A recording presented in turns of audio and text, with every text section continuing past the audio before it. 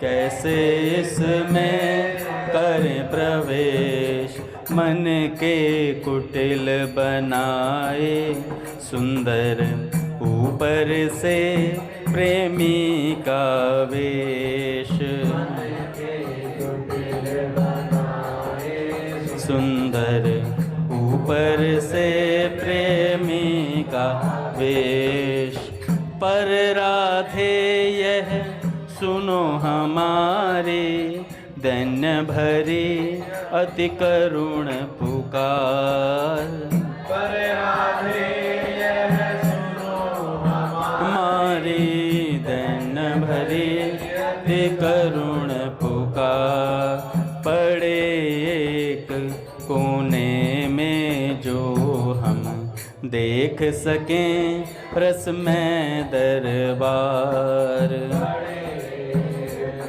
कोने में जो हम देख सकें रसमय दरबार। अथवा जूते साफ करें झाड़ू दें सौंपो यह शुचि काम। अथवा जूती साफ करें झाड़ू दे सौंपो यह शुचि काम। रज कण के लगते ही होंगे नाश हमारे पाप तमाम। लगते ही होंगे नाश हमारे पाप तमाम। होगा दंभ दूर फिर पाकर, कृपा तुम्हारे काकण लेश।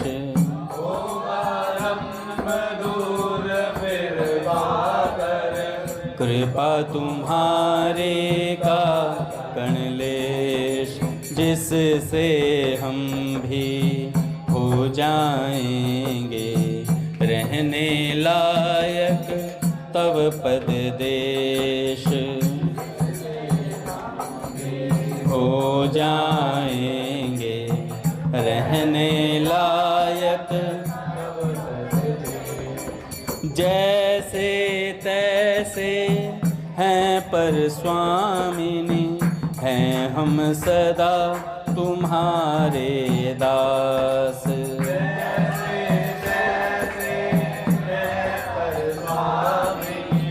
हैं हम सदा तुम ही दया कर दोष हरो फिर दे दो निज पद तल में वास। दोष हरो फिर दे दो निज पद तल में वास। सहज दयामयी दीन वत्सला, ऐसा करो स्नेह का दान। दीन वत्सला, ऐसा करो स्नेह का दान। जीवन मधुप धन्य हो जिससे, कर पद पंकज मधु का पान। जीवन मधुप धन्य हो जिससे, कर पद पंकज मधु का पान। राधा राधा राधा राधा राधा राधा राधा।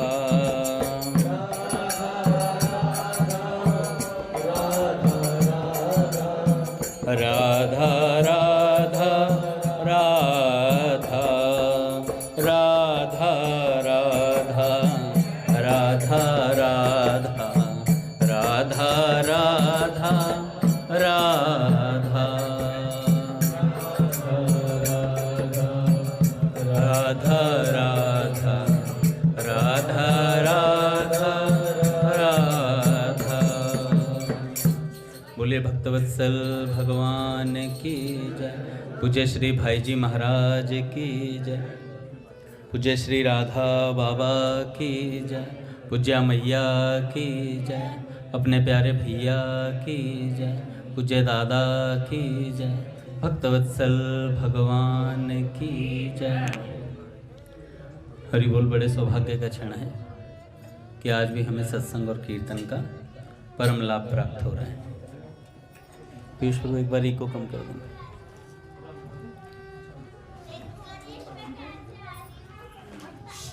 पहले पूज्य भाई जी का एक विचार पढ़ते हैं, फिर उसके बाद एक भक्त की चर्चा।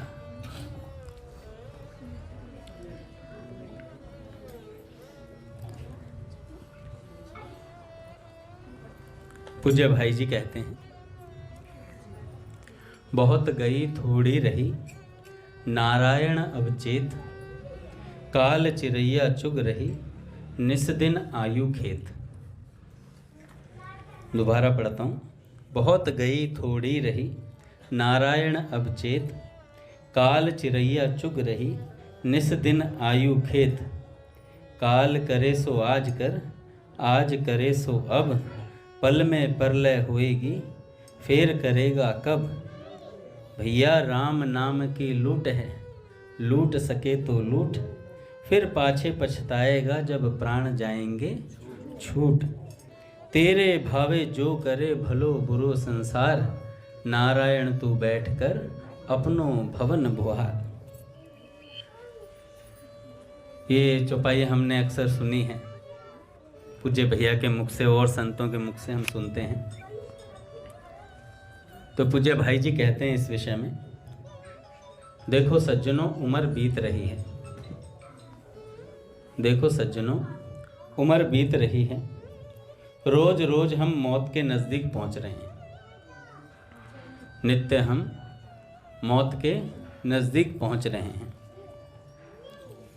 वह दिन दूर नहीं जब हमारे इस लोक से जाने की खबर पड़ोसी दे देंगे। वह दिन दूर नहीं जब हमारे जाने की खबर अड़ोसी पड़ोसी दे देंगे, और सगे संबंधियों में आग की तरह फैल जाएगी कि फलाने साहब चले गए। देखो उस दिन सारा गुड़ गोबर हो जाएगा। शब्द भाई जी के बता रहा, मैं नहीं कह रहा, एक शब्द उनका है। उस दिन सारा गुड़ गोबर हो जाएगा, सारी शान धूल में मिल जाएगी, सबसे नाता टूट जाएगा। जिनको मेरा मेरा कहते जीभ सूखती है, जिनके लिए आज लड़ाई उधार लेने में भी तुम्हें कोई कसर नहीं है, उन सबसे संबंध छूट जाएगा, सब कुछ पराया हो जाएगा। मन का सारा हवाई महल पल भर में ढह जाएगा। अभी मैं कह रहा था किन्हीं से, याद आ गई बीच में, हम जब करना चाहिए काका, एक तो मन आया, मैंने कहा भगवान नाम बता दूं, मैं कहा भगवान नाम जपा कर, मैं जपेगा नहीं। मैं कहा एक हफ्ता मोबाइल छोड़ दे, एक हफ्ता मोबाइल छोड़ दो, मन साफ हो जाएगा। एक हफ्ते में मन ऐसा निर्मल हो जाएगा, कोई गलत ख्याल नहीं आएगा, कुछ नहीं आएगा। और 2 हफ्ते छोड़ दोगे तो, एक हफ्ता छोड़ोगे तो मोबाइल का चिंतन रहेगा, यार मेरा मोबाइल छीन लिया, यार मेरा मोबाइल रखवा दे। एक हफ्ता ये चिंतन रहेगा। दूसरे हफ्ते भी अगर उसे ना दिया जाए, अब तो मिलेगा ही नहीं, अब करूं क्या। फिर तीसरे हफ्ते, अब जब मिल ही नहीं रहा है तो भगवान का नाम ही जप लो, स्वच्छ हो जाएगा, सब कुछ साफ। सच बता रहा हूं, 1-1.5 घंटे अपने से मोबाइल को अलग करके देखो, आपको पता लगेगा कि हाँ यार मुझ पर कितना समय है। बहुत समय रहता है, पता चल जाता है साधक को कितना समय। 1-1.5 घंटा रख के छोड़ दो भाई। इतनी बुरी आदत पड़ गई है काका, मैं तो अपनी बता रहा हूं। जैसे पूज्य भैया कहते हैं ना सत्संग में, कई बार मोबाइल को ऐसे देखते हैं जैसे बच्चे, छोटे बच्चे का पोतड़ा देखते हैं ना, सुसु तो नहीं करा इसमें, पोटी तो नहीं कर दी, तो बार बार नाम जप कर रहा हूँ, व्हाट्सअप चेक कर लो, अबे यार ये देख लो, नाम जप चल रहा है लगातार, यही चलता रहता है। और फिर साधक कहता है बार मैंने तो इतने करोड़ों नाम जप कर लिया है। भाई जी ने आज कहा नाम जप की महिमा में, साधक को भ्रम हो जाता मैंने इतने करोड़ कर लिया, करा नहीं है। वो सोचता है माला चल रही है, अरे भैया थोड़ा सा तो अभिनिवेश करके नाम जप करोगे। फिर हमने तो प्राची दीदी जितना कर लिया है। प्राची दीदी जितना कर सकते हो, पर जैसा नहीं कर सकते। जैसा प्राची दीदी ने किया वैसा नहीं कर सकते। तो इसलिए बड़ा सावधान होने की आवश्यकता है। बाबूजी कहते हैं कि मन का सारा हवाई महल पल भर में ढह जाएगा।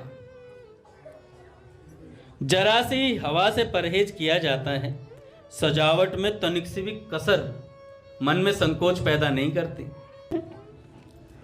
तो बाबूजी कहते हैं भैया जरा सी सजावट में तनिक सी कसर नहीं है, संकोच पैदा नहीं करती है आपके। वह सोने जैसा शरीर राख में बदल जाएगा। जिस शरीर को सोने जैसा समझ के बैठे हैं वह राख में बदल जाएगा। जानवर खाएंगे तो विष्ठा बनेगा। ये बातें मैं पूज्य भैया की बताई हुई बता रहा हूं। मैं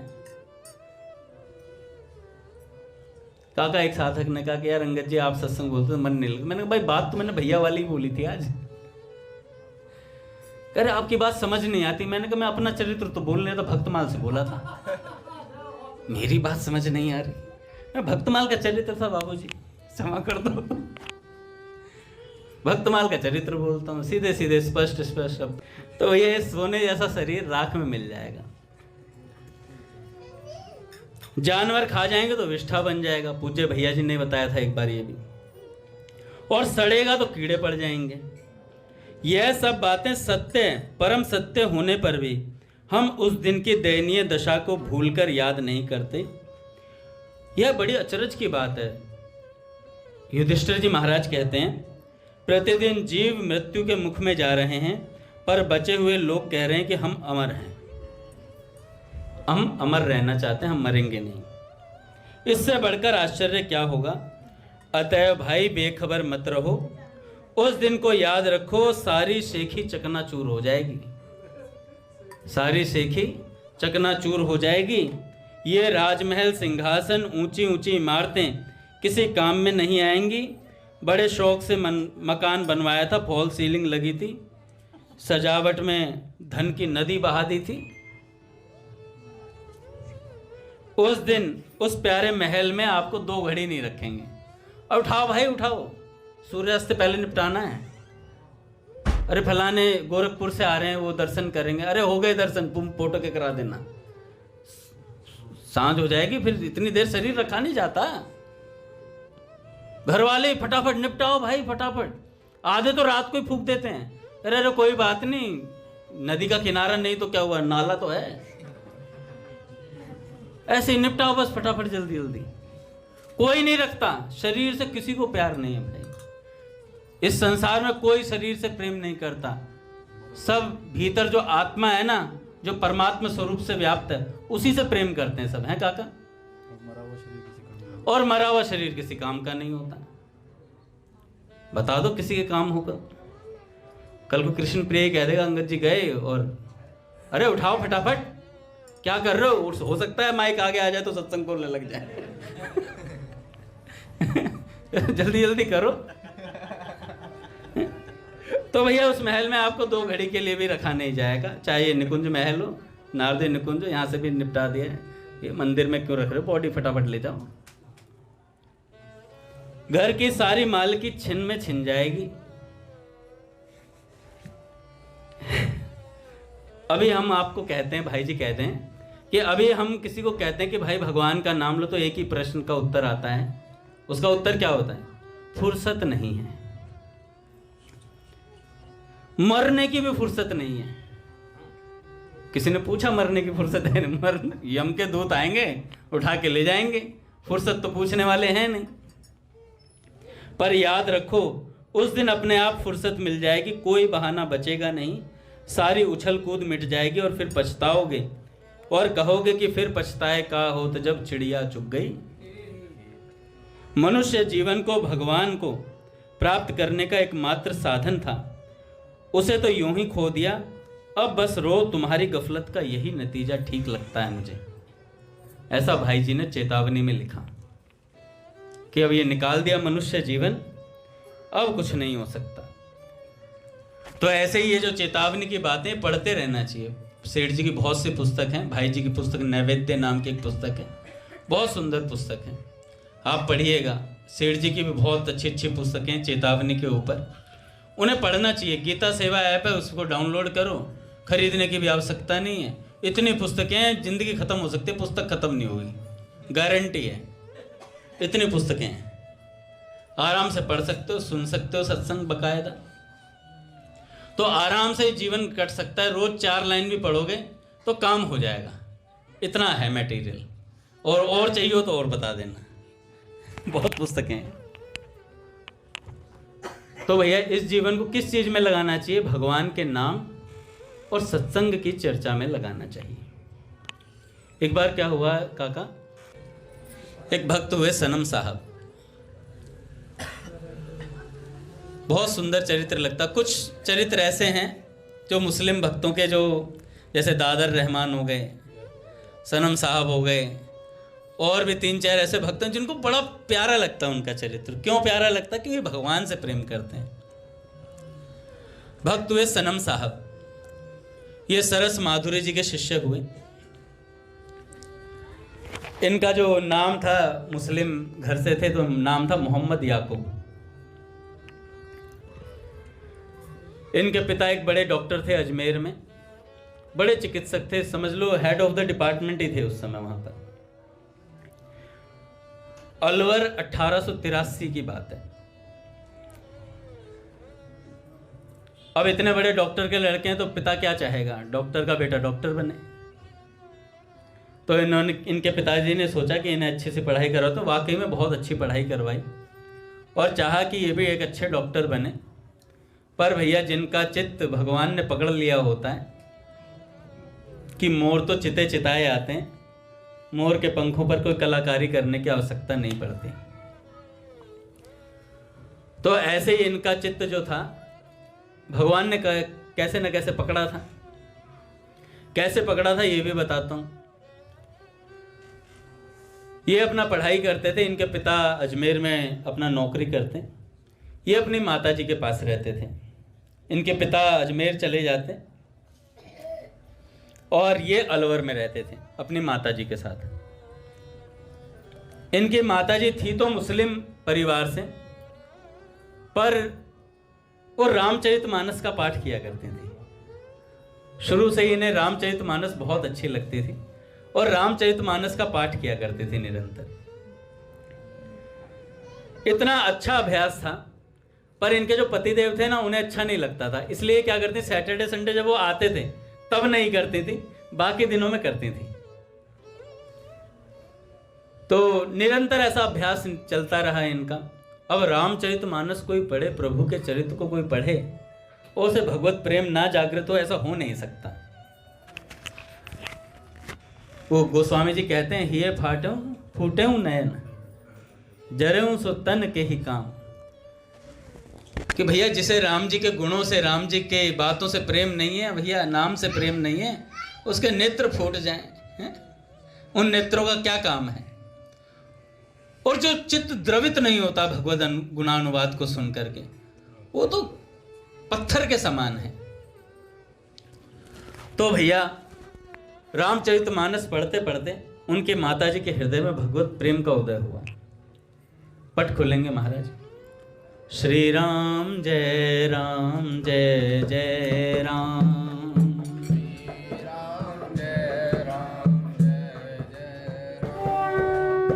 श्री राम जय राम जय जय राम,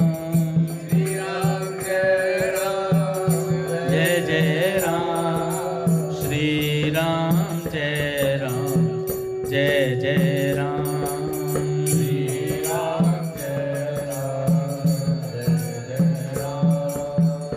श्री राम जय राम जय जय राम, श्री राम जय राम जय जय राम, श्री राम जय राम जय जय राम, जय जय राम।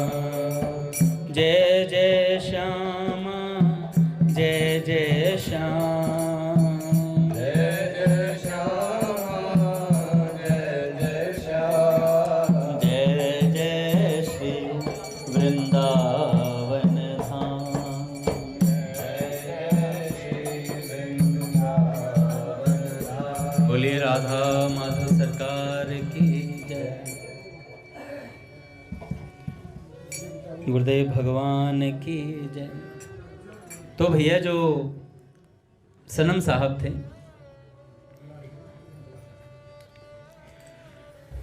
उनकी जो माता जी थी वो रामचरितमानस का पाठ करती थी। अभ्यास था उन्हें रामचरितमानस के पाठ का, निरंतर यही चलता रहा कई वर्षों तक। उनके पतिदेव वहाँ अजमेर में जाते, सैटरडे संडे नहीं आते थे, और सैटरडे संडे वो नहीं करते थे। बाकी सब समय रामचरितमानस का निरंतर पाठ और उसका गायन अपना करना। ऐसा स्थिति हो गई कि नेत्रों से आंसू बहते थे राम जी के चरित्र के बारे में सोचते ही। ऐसी स्थिति उनकी माता जी की हो गई थी। अब क्या हुआ काका, उनका ना मन किया कि मैंने रामचरितमानस का तो पाठ कर लिया, पर अब मैं करना चाहूंगी वाल्मीकि रामायण। उन्होंने सुना था कि वाल्मीकि रामायण में और विस्तृत बात है। तो अब उनके मन में आई, तो अच्छा उस समय गीता प्रेस की स्थापना हुई नहीं थी, तो उस समय हिंदी अनुवाद में कोई ऐसा संस्कृत का ग्रंथ उपलब्ध नहीं था। तो उन्होंने सोचा संस्कृत कैसे, संस्कृत उन्हें आती नहीं थी, मुस्लिम परिवार से, संस्कृत का कभी, ये तो रामचरितमानस थी तो हिंदी में थोड़ा चल जाता था। अब संस्कृत के मन में आई तो सोचने लगी संस्कृत मैं बाहर जाऊं बुरखे में तो लोग कहेंगे एक जा कहाँ रही है, और कोई पंडित जी हमारे घर आएंगे तो लोग कहेंगे पंडित जी घर क्यों जा रहे हैं मुस्लिम परिवार में। तो ये भी एक विपदा थी उनके साथ। पर भगवान के चरित्र से इतना प्रेम था तो उनके मन एक दिन आंसू बहा रही थी बैठी बैठी। तो एक दिन याकूब ने पूछा, जिन्हें सनम साहब जो बनेंगे आगे चल करके, मोहम्मद याकूब नाम था उनका, तो उन्होंने बोला कि माँ क्या बात है, आप रुदन क्यों करती रहती हैं। वो रामचरितमानस का पाठ करते और रोती रहती थी। पूछा कि माँ आप रोती क्यों हैं। तो उन्होंने कहा कि बेटा छोड़ तू रहने दे। उन्हें डर था कि ये कहीं अपने अब्बा जान को ना बता दे, तो उन्होंने इग्नोर करा थोड़ा सा, करे नहीं नहीं बेटा कोई बात नहीं। पर वो अपनी माँ से इतना प्रेम करते थे, उन्होंने कहा नहीं माँ बताओ मुझे क्या बात है, क्या पता मैं कुछ आपकी मदद कर सकूं। तो उन्होंने कहा कि बेटा मैं हिंदुओं के ग्रंथ रामचरितमानस का पाठ करती हूं, और अब मेरे मन में वाल्मीकि रामायण पढ़ने की वो संस्कृत भाषा में है और मुझे वो आती नहीं है। तो उन्होंने कहा माँ मैं सीख लूंगा, मैं सीख लूंगा और मैं आपको बता दूंगा, मैं आपको समझा दूंगा। तो उन्होंने कहा बेटा तू कैसे सीखेगा। तो उन्होंने कहा माँ मैं किसी के यहाँ चला जाऊंगा पढ़ने के। तो उन्होंने कहा ठीक है तू पढ़ के आ। फिर तो पढ़ने गए महाराज, एक पंडित जी के यहाँ गए और पंडित जी से बोले कि पंडित जी मुझे संस्कृत पढ़नी है। तो पंडित जी ने साफ मना कर दिया, कहने लगे संस्कृत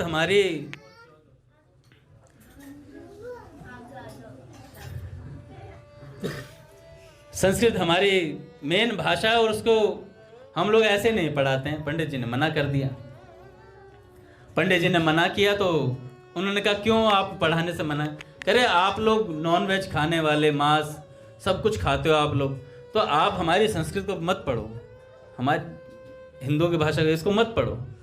तो उन्होंने कहा कि रोते वो घर गए, घर पे जाके माँ से कहा कि माँ उन्होंने ऐसा ऐसा कहा है कि मांस और ये सब आप लोग खाते हो तो इसलिए संस्कृत नहीं पढ़ाएंगे। तो उनकी माँ ने कहा कि बेटा आज से हम दोनों ही मांस खाना छोड़ देते हैं और प्याज लहसुन भी छोड़ देते हैं। तो भैया दोनों माँ बेटों ने वो छोड़ दिया, खाना छोड़ दिया। अब वो मोहम्मद याकूब जी गए पंडित जी के पास और गंगा राम जी एक पंडित थे, उन्होंने उनसे बताई जाके। तो उन्होंने कहा ठीक है अगर आपने सच में छोड़ दिया तो मैं आपको सिखाता हूँ। तो उन्होंने संस्कृत पढ़ानी शुरू करी। भैया जैसे जैसे संस्कृत में पढ़ाना शुरू किया, एक विलक्षण बात हुई।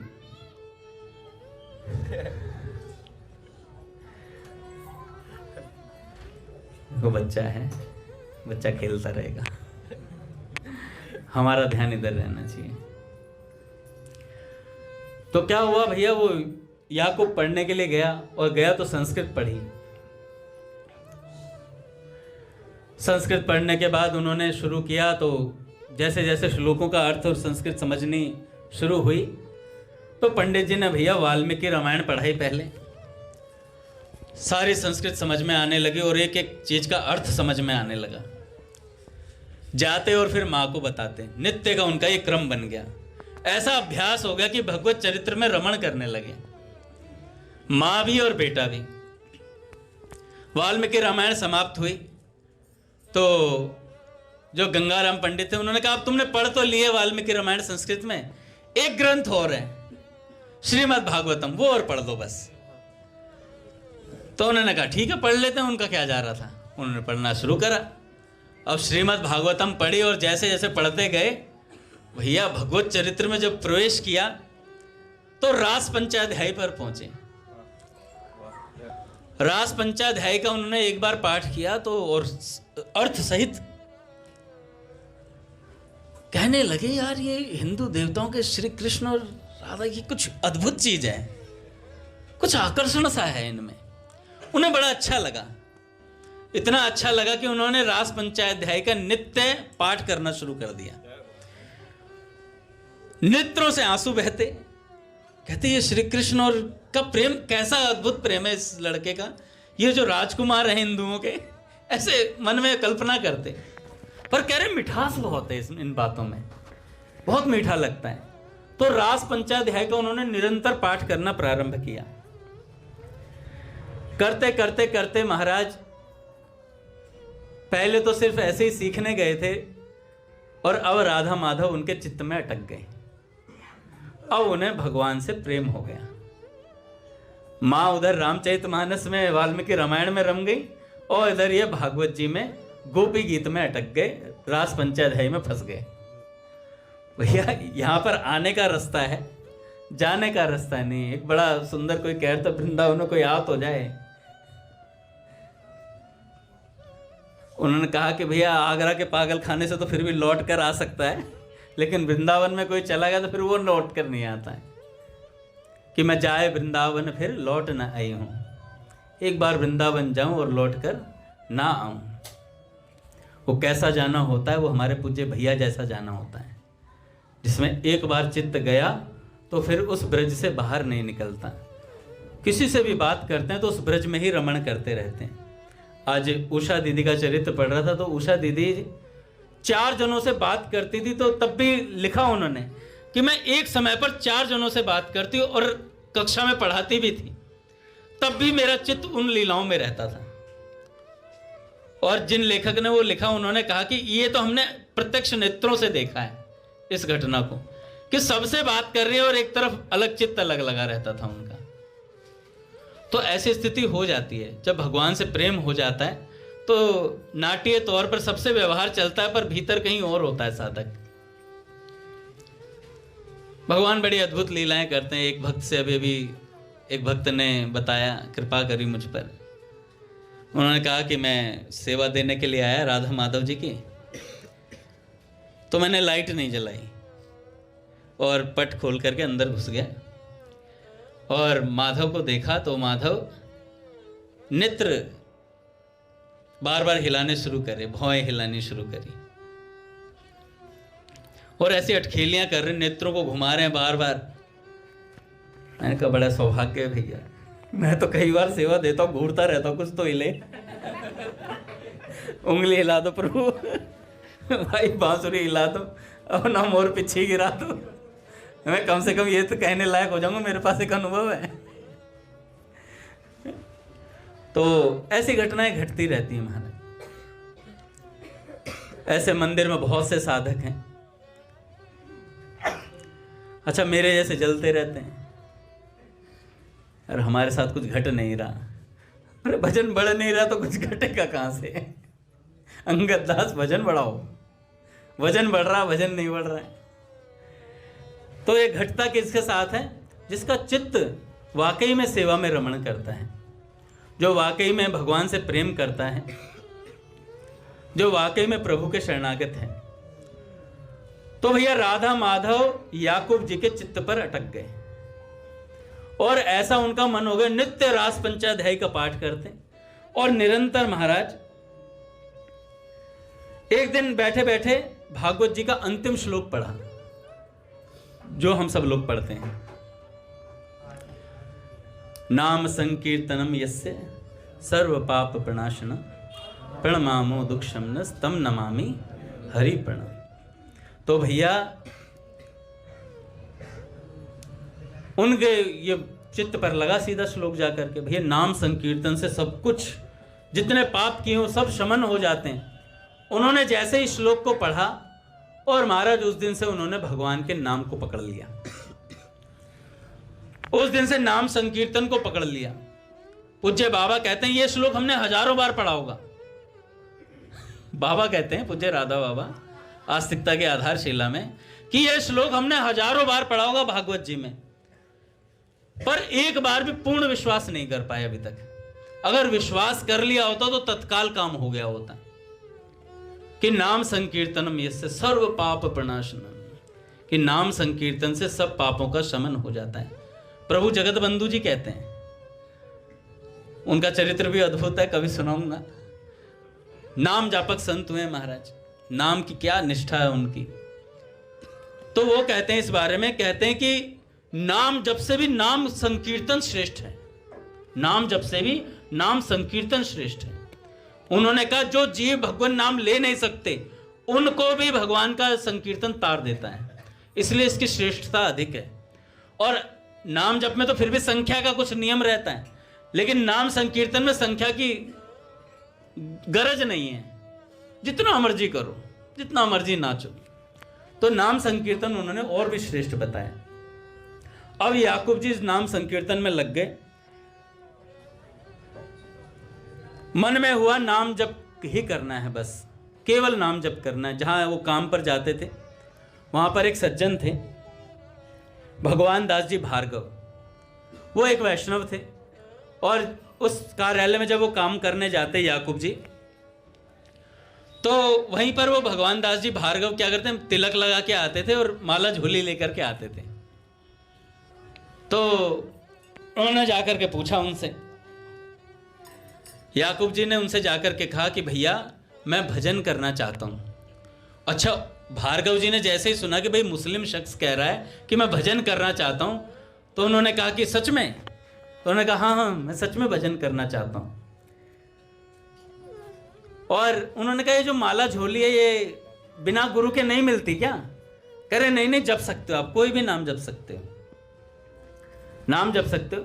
कह रहे पर मैंने सुना है, भागवत जी में पढ़ा है कि बिन गुरु के ये नाम नहीं जपना चाहिए, क्या मुझे किसी गुरु से मिलवा सकते हो आप? अच्छा, अचानक ऐसा क्या हुआ, क्यों भार्गव जी से मिलना हुआ? क्योंकि भैया गुरु कृपा होनी थी, गुरु कृपा होनी थी। देखो ये भक्त ही हमें भगवान का रास्ता दिखाते हैं। उन्हें भक्त मिले उनके कार्यालय में, भक्त ने कहा कि भैया नाम जपना शुरू कर दो बस तुम। और उसी क्षण उन्होंने कहा कि 2 दिन बाद मेरे घर पर सरस माधुरी शरण जी आ रहे हैं, मेरे पूज्य गुरुदेव हैं, वो आ रहे हैं 2 दिन बाद मेरे घर पर आ रहे हैं, आप आना चाहे तो आ सकते हैं।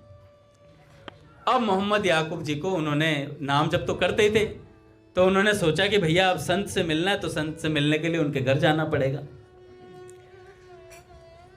उन्होंने भार्गव जी से तुलसी माला के बारे में सब चीजें पूछी।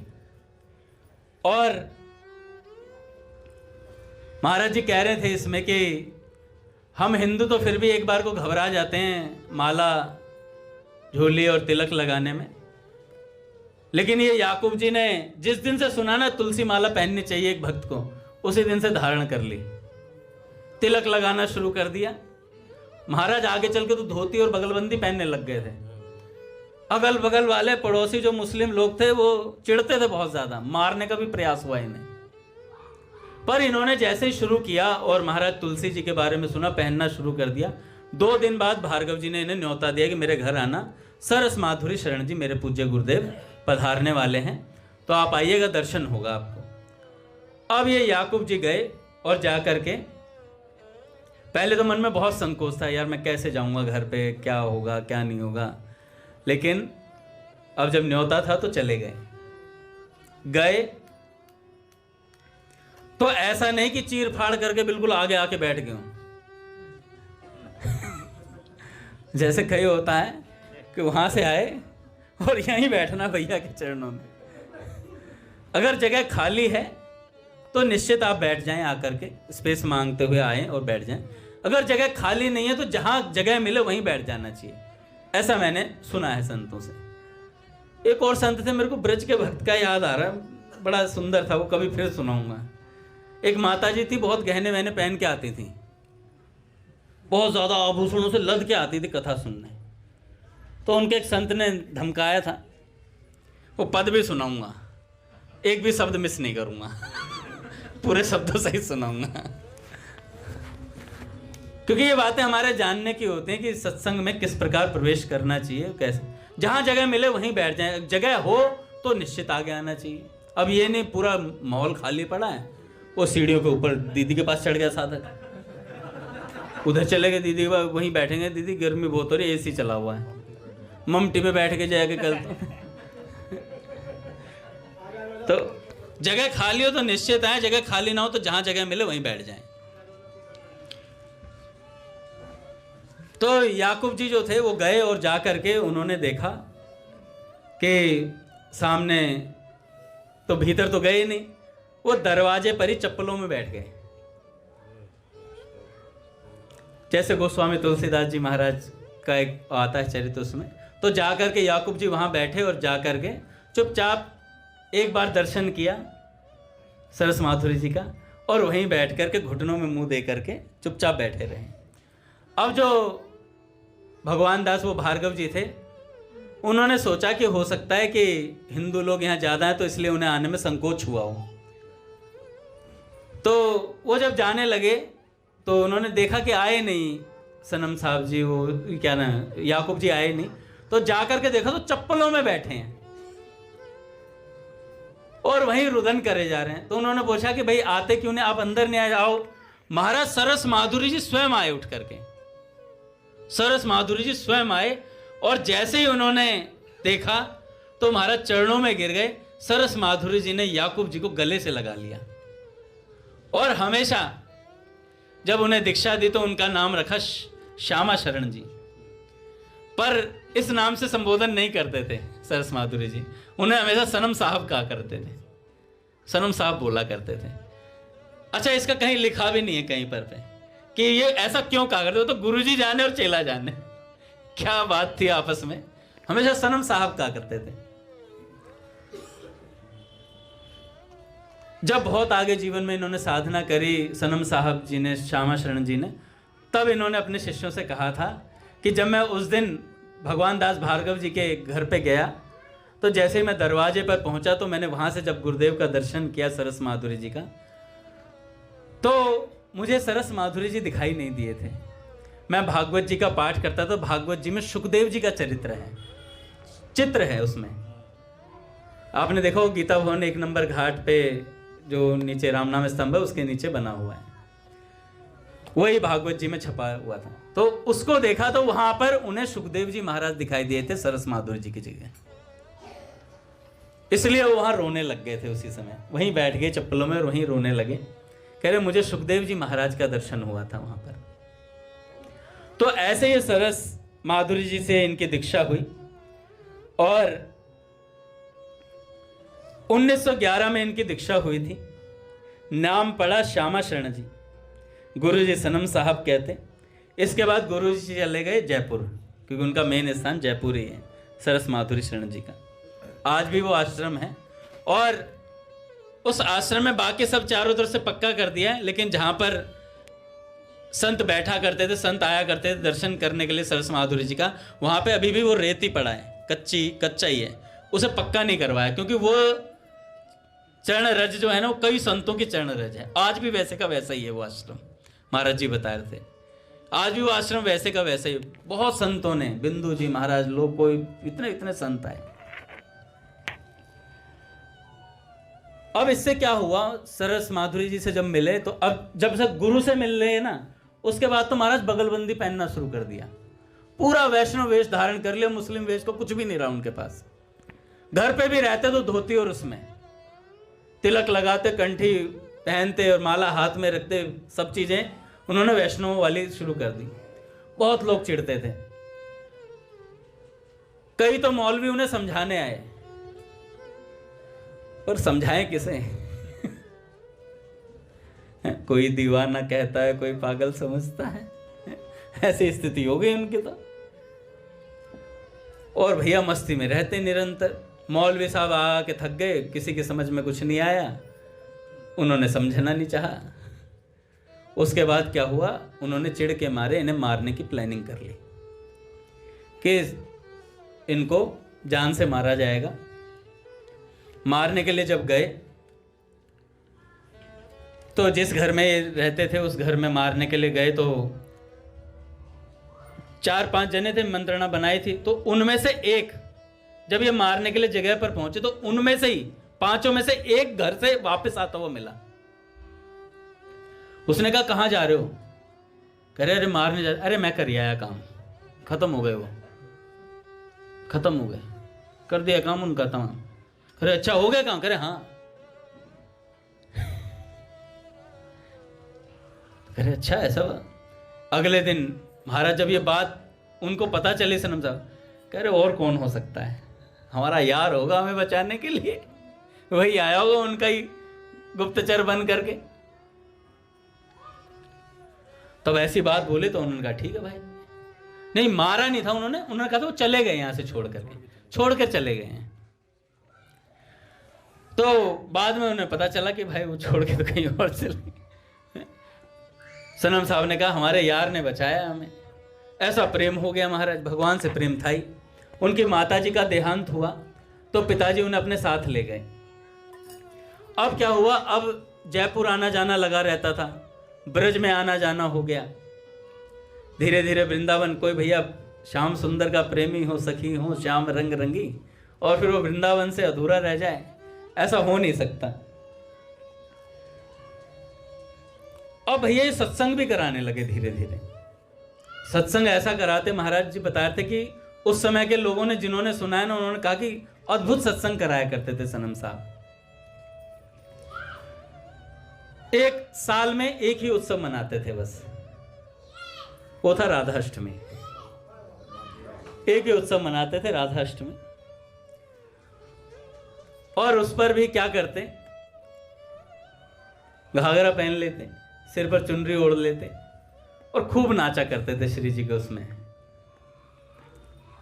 कि प्रेम की मूर्ति नागर नट के, प्रेम के मूर्ति नागर नट के, पुण्य थले बरसाने प्रगटे, पुण्य थले बरसाने प्रगटे, माया की छाया सब घट की, प्रेम की मूर्ति नागर नट की, नागर नट की। राधा प्रेम सुधा रस सरिता, राधा प्रेम सुधा रस सरिता, जन जे अब गाही रस घट की,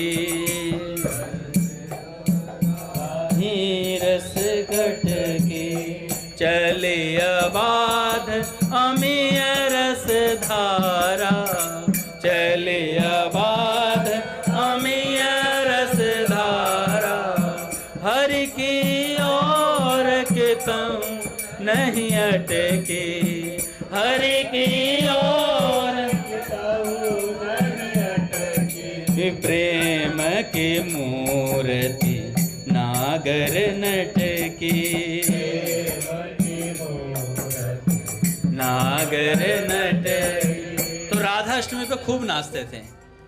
और कल भाई जी के बारे में काका बता रहे थे, मेरे पूरे रात वही बात गूंजती रही। इन्होंने बोला कि उन्होंने बंका जी ने कहा उन बूढ़ी आंखों में कुछ अलग सी बात थी भाई जी की। वाकई में भाई जी के नेत्रों कुछ अलग ही बात है। वो बंका जी जान सकते हैं भैया क्या बात थी, लेकिन हमें तो भाई जी पूरे अच्छे लगते हैं और नेत्रों की तो बात ही अद्भुत है। तो राधाष्टमी है भैया। बहुत सी बातें याद आ रही हैं, समय कम है, पर फटाफट इस चरित्र को कंप्लीट करता हूँ 5 मिनट में। अब क्या हुआ भैया, वृंदावन जाने को मन तरसने लगा। वृंदावन जाते, और इन्हें सबसे प्रिय था रासलीला।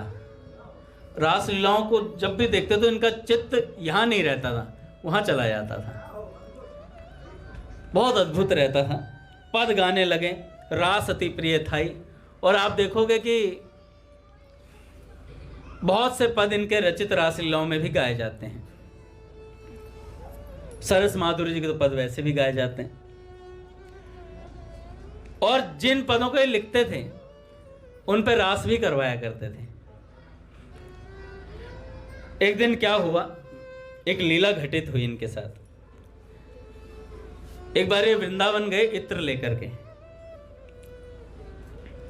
कि ठाकुर जी और प्रिया प्रियतम जब रास में तैयार होंगे तो इत्र लगाएंगे। आज लीला शुरू हो गई। आज श्रृंगार वट की लीला थी और वहां श्री जी का श्रृंगार ठाकुर जी कर रहे थे। रासलीला में सारा साजो सामान लाया गया, सब कुछ चीजें आई और ये बैठे थे पीछे। जब पीछे बैठे तो भैया जो सामान की पेटी होती है उसमें सारा सामान था, केवल इत्र नहीं था, केवल इत्र नहीं था। तो श्री जी ने कहा, ललिता क्या हुआ? तो ललिता जी ने कहा, श्री जी इत्र नहीं है। तो यार तुम चिंता क्यों करती हो? वो जो पीछे श्यामा सखी बैठी है ना, उससे ले आओ, उससे ले आओ। श्यामा शरण जी पीछे बैठे थे, अपने सनम साहब जी। इत्र लाए तो हैं श्यामा जी, पर दे नहीं रहे, जाकर उनसे लेके आओ, श्री जी ने कहा। और जाकर ललिता जी ने कहा, चोरी इत्र झोले में दे दे हमें। तो श्री जी बोली बाकी श्यामा सखी को दे आओ, थोड़ा सा यूज कर लो बस। और श्री जी ने थोड़ा सा यूज किया, बाकी वापस दे आए। अच्छा, इस दृश्य के बाद भैया सनम साहब रोते रहे, क्योंकि उनके जीवन का पहला अनुभव था ये।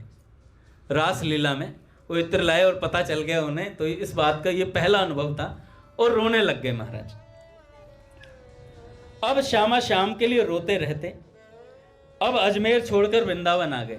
आना जाना लगा रहता था, पर इनकी चाह रहती थी, वृंदावन जब जाते थे तो आने का मन नहीं करता था, पर आना पड़ता था मजबूरी में। हर समय एक पद गाते रहते और पड़े रहते थे। गुरु श्याम सुंदर से मिला दो मुझे, अब विरह व्यथा अब जाए सही ना। ये पद गाते रहते थे। जमुना जी पे पड़े रहते। एक विद्वान थे विद्या वगेशाचार्य जी। उन विद्वान ने इन्हें जमुना जी की जो इन पे पड़े रहते थे उस स्थिति को देखा था, और उन्होंने ही इनके 3 अनुभूतियां लिखी थी सनम साहब की। पहला कहा उन्होंने कि सर्वत्र इन्हें श्री कृष्ण दिखाई देने लगे थे। सनम साहब को ऐसी विरह वेदना बढ़ गई थी, निरंतर प्रत्यक्ष दर्शन के लिए रोने लगे। पहला अनुभव इनका क्या हुआ? पहला जब इन्हें दर्शन हुआ, इन्होंने अपने एक मित्र को बताया, शर्मा जी को। जेठ के महीने में एक दिन सनम साहब जमुना जी के उस पार थे और हा स्वामिनी कहकर रो रहे थे। महाराज जी कह रहे थे, भैया वृंदावन की साधना ही रोना है। वृंदावन की जो साधना है वो रोना ही है। बाबा भी कहते हैं, रोती क्यों हूं फिर मैं, इसका कुछ मर्म बताती हूं प्रियतम। कहने जाकर खो दूंगी इसकी सुंदरता को प्रियतम। कह दूंगी तो इसकी सुंदरता चली जाएगी, कह नहीं पाती है। फिर भी उद्धव जी को बताती है प्रेम पाठशाला और मैं पढ़ती थी हूँ पढ़ती प्रियतम। है प्रथम पाठ उच्चारण कर लिख लेना उन शब्दों को प्रियतम। खड़िया मिट्टी से नहीं अश्रु भीतर से आता है प्रियतम। बड़ा करुण प्रसंग है ये। तो जेठ के महीने में सनम साहब जमुना जी के पार पड़े रहते, निरंतर रुदन करते थे, हा किशोरी हा किशोरी हा स्वामिनी। देखो भैया, प्रेम का ठाकुर प्रेम से ही मिलता है। ये ठाकुर जी प्रेम के हैं, तो प्रेम का ठाकुर प्रेम से ही मिलता है। एक दिन मूर्छित हो गए। उस दिन संध्या समय बड़ी सुंदर सुगंध आई इन्हें। सामने देखा तो यमुना जी में एक नौका आ रही है। उस नौका को देखा तो भैया सिंहासन पर प्रिया प्रीतम सरकार बैठे हैं उस नौका में, और अष्ट सखियां दोनों के इर्द गिर्द मौजूद हैं। इस दृश्य का उन्हें दूर से दर्शन हुआ। वह धीरे धीरे नौका पास में आई, नौका रुकी और श्री जी बोली, अरे ओ श्यामा सखी, अरे ओ श्यामा सखी। श्याम सुंदर ने कहा, किसे बुला रही हैं श्री जी आप? श्री जी आप किसे बुला रही हैं? कहाँ श्यामा सखी, कहाँ श्यामा सखी? तो एक पद लिखा कि ग्वालिनी कुंजन कुंजन डोले, जमुना तट पर पड़े रहत नित, राधे राधे बोले, कुंजन कुंजन डोले। नंद भवन नित जात सखी मैं, श्याम नमोते बोले, श्याम नमोते बोले। दासी श्याम मिलन की प्यासी, बौरी ब्रज में डोले, बौरी ब्रज में डोले, ग्वालिनी कुंजन कुंजन डोले। तो श्याम सुंदर ने कहा कि श्री जी किसे आवाज दे रही हैं, कहाँ श्यामा सखी? तो महाराज इतने में देखा, सनम साहब ने खुद को देखा, और खुद को देखा तो महाराज सारा स्वरूप बदल गया। धोती और बगलबंदी वगैरह पहने हुए थे, तो देखा तो महाराज गोपी स्वरूप में परिवर्तित हो गए। घाघरा आ गया, सारे अंग वस्त्र सारे बदल गए, और स्वयं को देखा चूड़ियां वगैरह सब बढ़िया चकाचक महाराज। और जैसे खुद को ऐसा देखा तो श्री जी की तरफ देखने लगे। श्री जी ने कहा, पगली इतनी मत रोया कर, पगली इतनी मत रोया कर, मैंने तुझे स्वीकार कर लिया है प्यारी, मैंने तुझे स्वीकार कर लिया है, अब मुझे छोड़ना मत। श्री जी ने कहा, शरद पूर्णिमा के दिन तुम्हारा हमसे मिलन होगा। एक संत कह रहे थे, क्या वैलेंटाइन डे मनाते हैं? हमारे रसिकों का वैलेंटाइन डे तो शरद पूर्णिमा होता है। हमारे रसिकों का वैलेंटाइन वृंदावन में तो शरद पूर्णिमा होता है भैया। अब उन्होंने ऐसा कहा, श्री जी ने कहा, पूर्णिमा के दिन में जल्दी जल्दी कर रहा हूं भैया, क्षमा कर देना आज के लिए मुझे।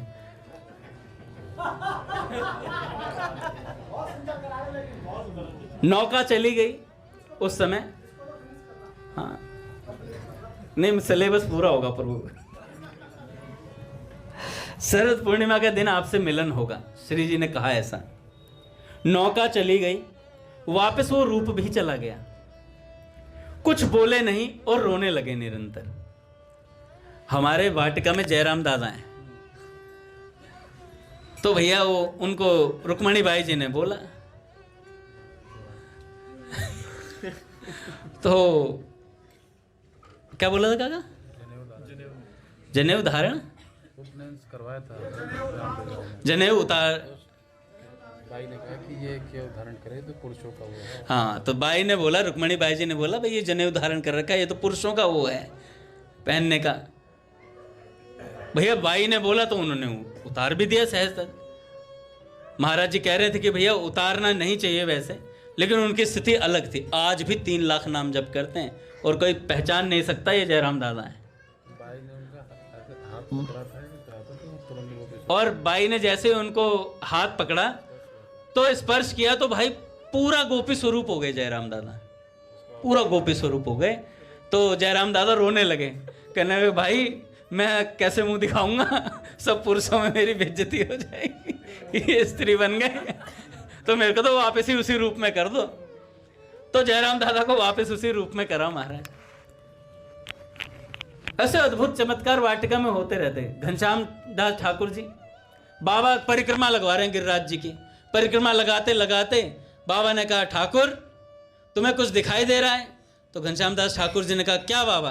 कह रहे, देखो हमारे हाथों को।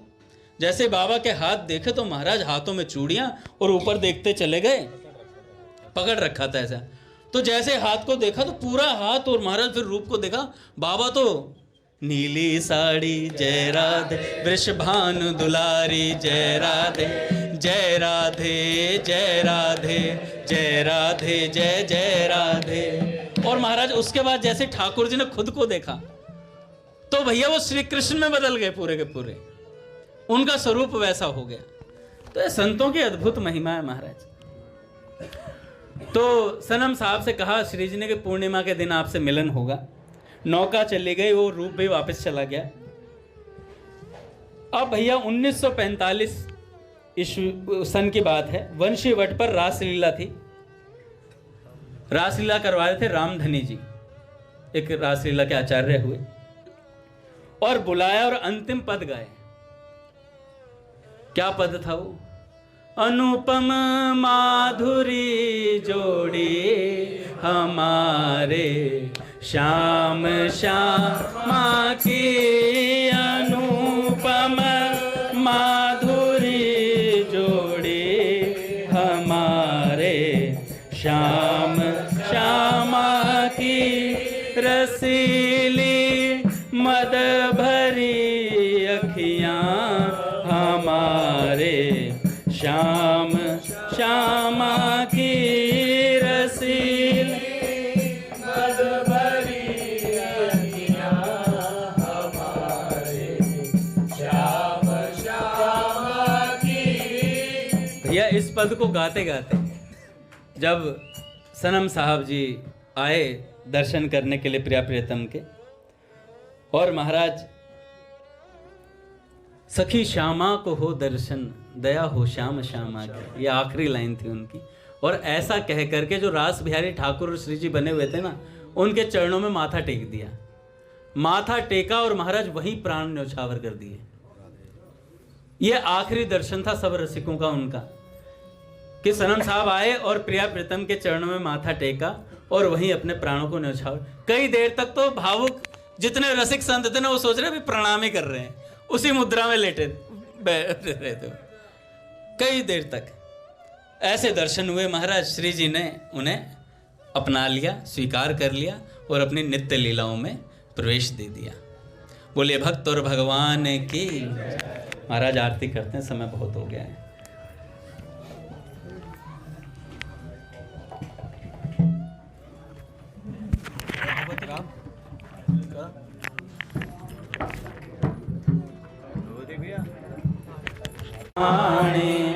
कैसे इसमें करें प्रवेश, मन के कुटिल बनाए सुंदर, ऊपर से प्रेमी का वेश।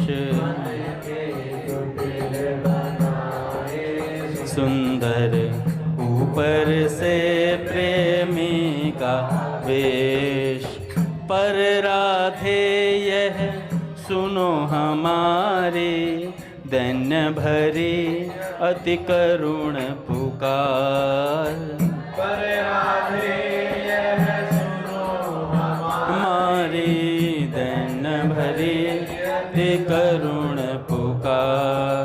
पड़े एक कोने में जो हम देख सकें रस में दरबार।